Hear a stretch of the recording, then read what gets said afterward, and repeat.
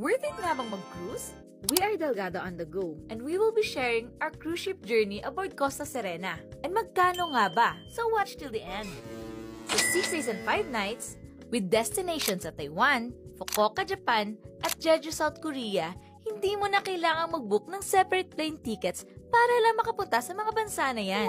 Imagine kung magkano matitipid mo, di ba? With all meals included, breakfast, lunch, snacks, and dinner, all buffet style, and the best part is, you have the option to have a 4-course fine dining dinner at the Ceres restaurant.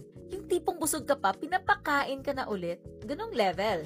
Meron ding iba't ibang entertainments. Ikaw na bahalang mamili kung anong gusto mong gawin all day. May pa-videoke, theater, Zumba, movie, game time, party time, video concert, at marami pang iba. Pero kung gusto mo namang mag-relax at manood ng dagat all day, you can go to Deck 9, 10, and 11 for the rooftop and pool access. Hindi ka talaga mabobore, friend.